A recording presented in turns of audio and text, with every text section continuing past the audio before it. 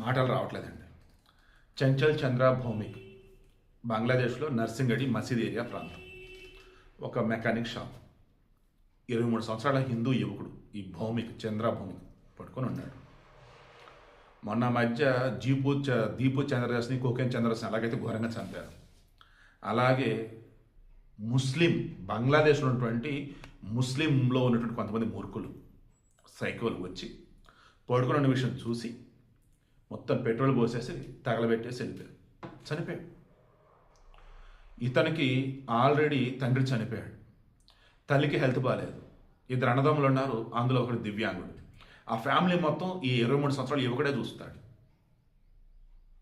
అటువంటి అతను చంపేసేసారండి. ఒక్కళ్ళు ఎన్డీఏలో కాకుండా ఉన్నటువంటి ఒక్క పార్టీ కూడా స్పందించాడు. పాలస్తీనాలో, గాజాలో, సిరియాలో ఎక్కడో ఏవేవో జరుగుతూ ఉంటే ఇక్కడ ర్యాలీలు చేస్తారు, నిరసన చేస్తారు, పోస్టులు పెడతారు. హిందువులను అంత దారుణంగా ఊచకోత కోస్తూ ఉంటే బంగ్లాదేశ్లో ఇక్కడ నోరు ఎత్తట్లా. ఏమనాలండి వీరండి? మనుషులే అన్న వెళ్ళి కాపడం నేను అనట్లా, కానీ స్పందించాలిగా. స్పందన లేదు. ఈవిడకి మెయిన్ ఇంట్రెస్ట్ చెప్పనా, బంగ్లాదేశ్లో ఉన్నటువంటి హిందువుల మీద ఎవరైతే దాడులు తెగబడుతున్నారు ఒక్కొక్కడిని ఏరి వేస్తారు.